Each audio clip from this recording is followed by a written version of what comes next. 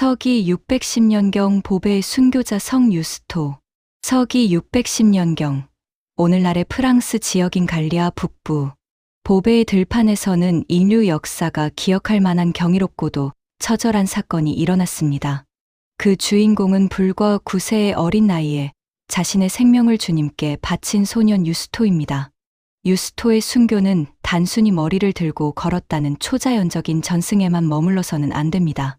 우리는 이 어린 소년이 왜 죽음의 공포 앞에서 도망치지 않았는지 주목해야 합니다. 또한 그의 가족이 처했던 시대적 상황과 그들이 내린 신앙적 결단이 어떠했는지를 조명해야 합니다.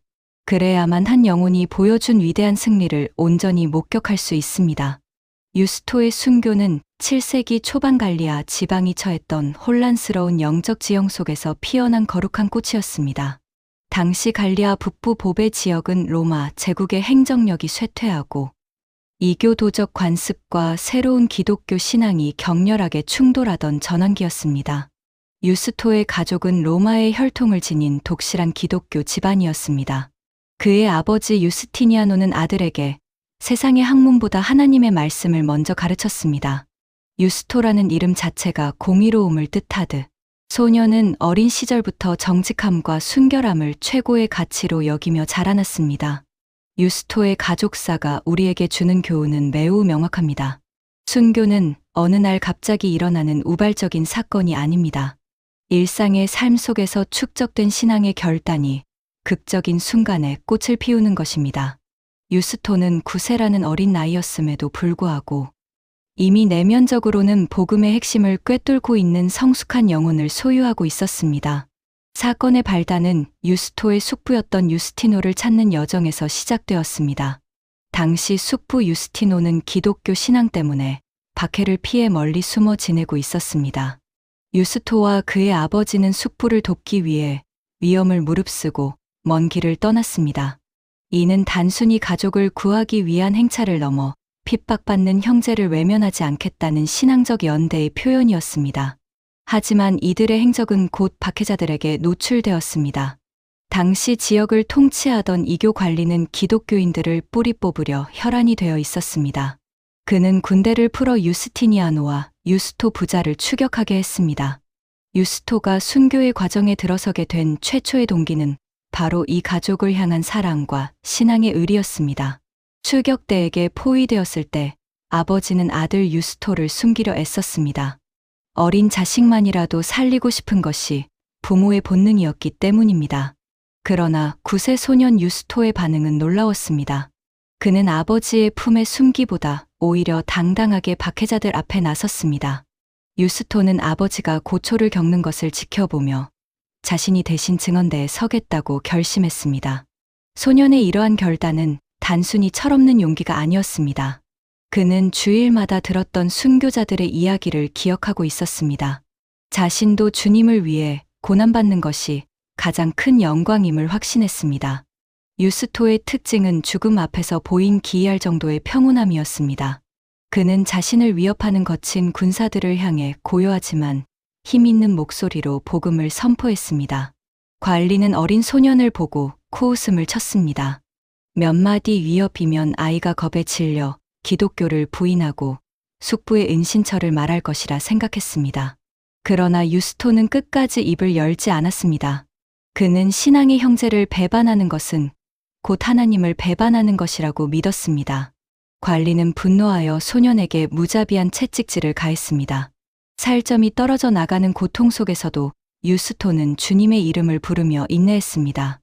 소년이 보여준 이 놀라운 인내력은 주변에 있던 병사들조차 당혹스럽게 만들었습니다. 그들은 이 작은 아이의 영혼 속에 있는 거대한 힘의 실체가 무엇인지 궁금해하기 시작했습니다. 유스토의 순교 동기는 이제 가족을 지키는 단계를 넘어 하나님 나라의 통치를 선포하는 영적 투쟁으로 승화되었습니다.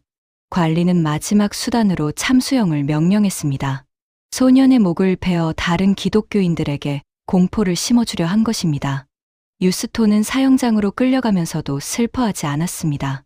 그는 오히려 자신의 영혼이 곧 주님의 품에 안길 것을 기대하며 기뻐했습니다. 서기 610년경 보배의 황량한 들판에 유스토가 무릎을 꿇었습니다. 형리가 칼을 뽑아 들었을 때 소녀는 마지막으로 하늘을 우러러보며 기도했습니다. 그의 기도는 자신을 죽이는 자들을 용서해달라는 예수님의 기도와 닮아 있었습니다.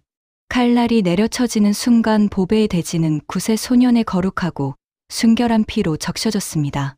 유스토의 지상에서의 생애는 그렇게 끝나는 듯 보였습니다. 하지만 여기서부터 기독교 역사에 기록된 놀라운 전승이 시작됩니다.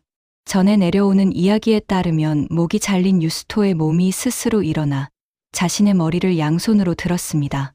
그리고 그는 자신의 머리를 들고 얼마간의 거리를 걸어갔습니다. 이 초자연적인 현상을 목격한 박해자들은 공포에 질려 도망쳤습니다. 유스토가 자신의 머리를 들고 걸었다는 전승은 물리적인 기적 이상의 의미를 담고 있습니다. 그것은 육신의 죽음이 영혼의 생명을 결코 중단시킬 수 없다는 선언이었습니다. 또한 박해자들이 아무리 기독교인들의 목을 벨지라도 그들의 신앙 고백은 멈추지 않을 것임을 시각적으로 증명한 사건이었습니다. 유스토는 죽음 이후에도 여전히 복음을 전하는 자로 남았습니다. 우리는 유스토의 순교를 통해 당시 갈리아 사회의 복잡한 이면을 읽어낼 수 있습니다. 7세기 초반은 고대 관습과 새로운 기독교 윤리가 격하게 부딪히던 전환기였습니다. 박해자들은 물리적인 힘으로 세상을 다스리려 했지만 유스토와 같은 순교자들은 희생과 사랑으로 세상을 이기려 했습니다. 유스토의 순교는 보배 지역에 엄청난 영적 파동을 일으켰습니다. 한 어린 소년이 죽음 앞에서도 굴하지 않고 자신의 머리까지 들고 증언했다는 소식은 삽시간에 퍼져나갔습니다. 이는 두려움에 떨던 많은 신자에게 용기를 주었습니다. 또한 수많은 이교도가 자신의 우상을 버리고 참된 하나님께로 돌아오는 계기가 되었습니다. 소년의 작은 희생이 한 지역 전체를 변화시키는 거대한 불씨가 된 것입니다. 유스토의 삶에서 우리가 집중해야 할 부분은 그의 신앙적 결단 과정입니다. 9세라는 나이는 아직 부모의 보호 아래 있을 시기입니다. 하지만 유스토는 영적인 세계에서만큼은 독립된 주체였습니다. 그는 아버지가 믿는 하나님을 자신의 하나님으로 영접했습니다. 그리고 그 하나님을 위해 자신의 가장 소중한 목숨을 내놓는데 주저함이 없었습니다. 그의 결단은 즉흥적인 감정이 아니라 성경의 진리를 깊이 묵상하며 다져진 견고한 바위와 같았습니다. 유스토의 특징은 바로 이 순수한 강인함에 있었습니다. 그는 어린아이의 순진함과 순교자의 담대함을 동시에 갖춘 시대가 낳은 신앙의 보석이었습니다. 유스토의 이야기는 단순한 기적의 나열이 아닙니다. 그것은 한 인간이 신의 부르심에 어떻게 응답하는지를 보여주는 가장 극적인 사례입니다. 유스토는 자신의 가족사를 신앙의 역사로 바꾸어 놓았습니다.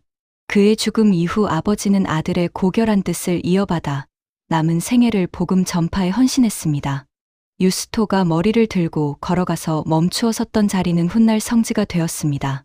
수많은 순례자가 그곳에서 자신의 신앙을 되돌아보게 되었습니다.